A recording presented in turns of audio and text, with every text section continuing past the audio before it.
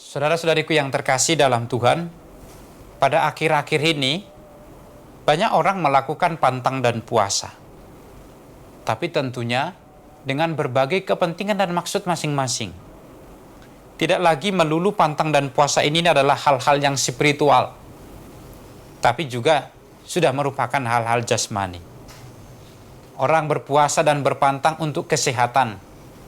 Orang berpuasa dan berpantang untuk mendapatkan sesuatu. Bahkan orang berpantang dan berpuasa untuk mendapatkan kekuatan-kekuatan yang luar biasa. Jadi kalau boleh dikatakan pantang dan puasa itu bukan lagi sesuatu yang melulu hanya urusan rohani, tapi sudah bercampur dengan urusan-urusan jasmani. Karena itu hari ini kita mendengar Yesus juga berdebat dengan orang-orang banyak tentang puasa. Orang-orang itu berkata kepada Yesus, mengkritik Yesus, katanya demikian. Mengapa murid-murid Yohanes berpuasa dan murid-murid orang Farisi berpuasa, tetapi murid-muridmu tidak? Mereka berpikir bahwa berpuasa adalah sebuah keharusan yang ditentukan, tanpa tahu lagi maksud apa sesungguhnya tujuan dari berpuasa. Padahal murid-murid Yohanes berpuasa sebagai bentuk pertobatan dan persiapan mereka untuk menyambut datangnya Mesias. Nah, pada waktu itu Mesias ada di tengah-tengah mereka. Bagaimana mereka tetap berpuasa? Tentu saja tidak diperlukan lagi puasa. Kalau puasa dibuat untuk menyambut sosok yang datang, dan sosok itu sudah hadir, maka puasa tidak diperlukan.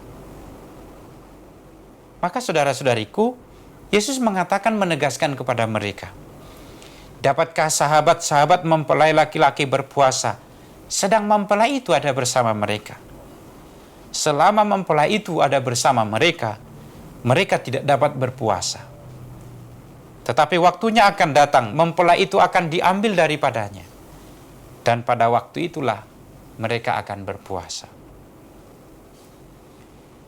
Kita sebagai murid-murid Kristus pada masa-masa ini melakukan puasa.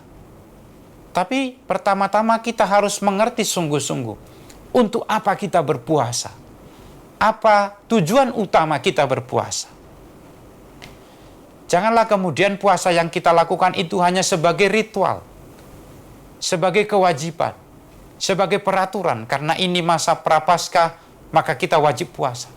Tanpa paham betul untuk apa kita berpuasa. Nanti kita bisa jatuh seperti orang-orang Farisi, seperti murid-murid Yohanes yang dipaksa harus berpuasa, sementara Mesias ada bersama-sama dengan mereka.